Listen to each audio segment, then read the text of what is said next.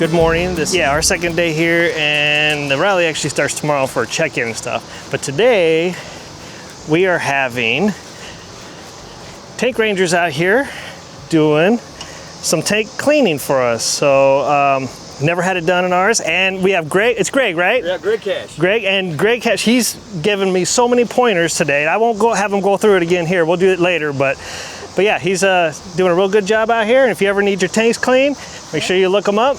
Yeah, we're nationwide. We have dealers all over the country, so perfect. Find them. Thank you, sir. Tankrangers.com.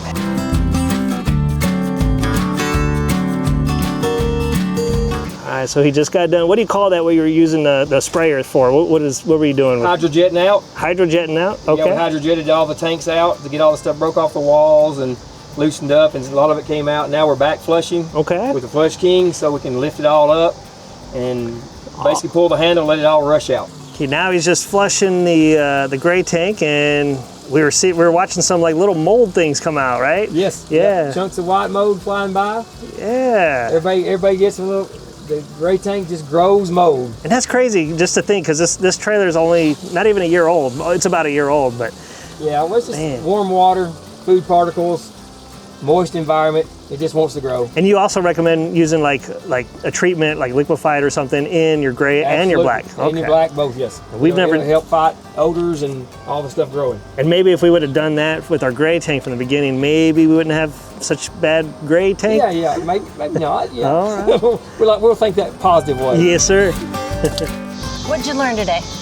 A lot. See, one of them comes to mind is how much water should you be putting in the toilet when you flush? So when you go like number one, you should also flush a full bowl of water with that.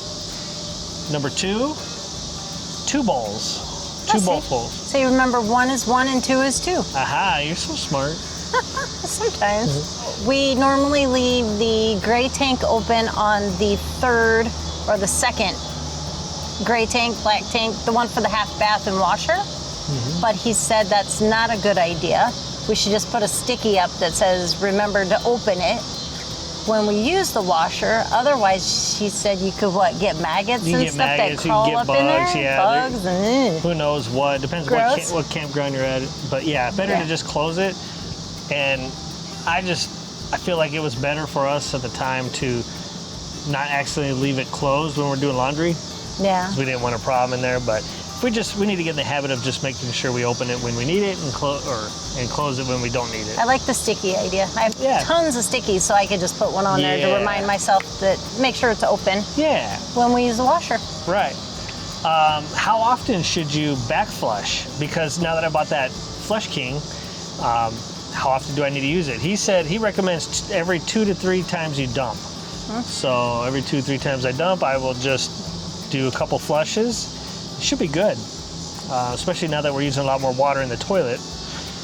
I know he said, which I think he mentioned in the video about putting Liquify in your gray tank as well as the black tank. Yeah, I've never done that. We've never done that. No. And the gray tank really smelled bad when you dumped it. So hopefully this helps keep the sensors clean and keep everything clean in there instead of growing mold. Also, when you're back flushing, use a meter. There's a little, not volume meter, but how much flow, how much water, I guess volume. Like gallons, yeah. Yeah, how many gallons. And again, so he recommends, because my tanks are 52 gallons each, I think they were 52. He was trying to keep it, he was filling them back up to about the low 30s. And then he would dump it. And then also use that meter. After you're done dumping the tanks, use that meter to make sure you get about 5 gallons back in the tank when you're done flushing. Well, that way you're starting off with some fluid in the tank, so that way the poop or the paper doesn't come down and just stick to the bottom. Yeah, the solids. Yeah. That makes sense. Right. It just helps in general. Yeah. And just like that, the tanks are cleaned. It probably took Greg, I don't know, about an hour. Probably would have, maybe a little longer than an hour, but I really bothered him with a lot of my questions. But yeah, the tanks are cleaned. I think it was a special price. It was under $300 and he did all 3 tanks. And also I bought a Flush King from him since the one I have is the Camco one, and it was leaking last time I tried to use it.